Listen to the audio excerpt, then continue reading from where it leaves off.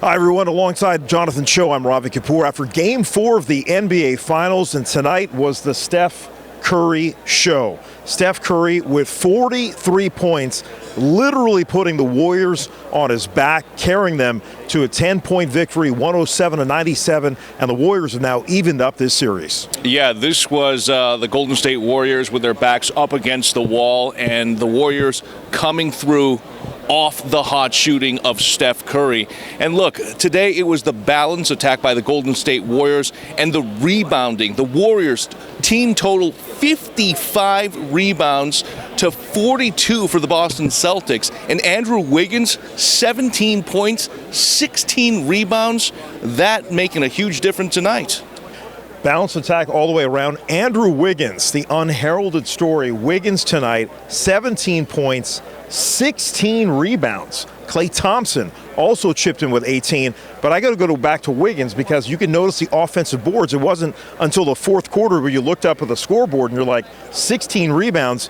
That is the difference in the game because the Warriors, for much of the game, looked like they were getting out-muscled and out-maneuvered by the Celtics defense. Yeah, it seemed like the Celtics, at least for 3.5 quarters, was in control of this game. It looked like they were going to pull it off.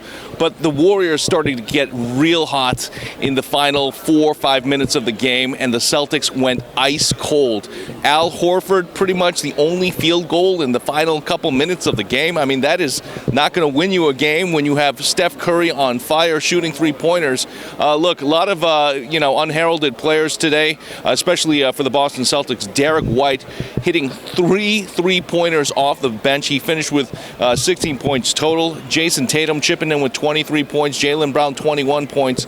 But again, it just was too little with the red-hot Steph Curry going off like that. And coming into this game, there's been a lot of media criticism of Steph Curry saying, where is the big performance from Steph? Now, granted, he'd been averaging more than 30 points a game coming into Game 4. But tonight, of all the games I've been very fortunate to cover Steph Curry in the finals now 6 times, I think this was his best performance. He controlled the tempo. When he was off the floor, the difference was noticeable, but he made sure the Warriors came away with the victory. And not only did he come through in the clutch, of course, you had that potential foot injury, hanging over this game. Clearly, whether or not he was injured or not, he pulled through and came up clutch when his team needed it the most. He hit a big 3 with about 1:42 to play. And I should mention this game, with about 3 minutes to play, was a 1-point game. So it was neck and neck. Each team hit 15 threes apiece. The Celtics won the free throw battle. They had many more attempts than the Warriors did. And the Warriors shooting overall, even though they got a lot of good looks most of the night, they shot the ball fairly poorly. In fact, the Celtics had a higher percentage from the field.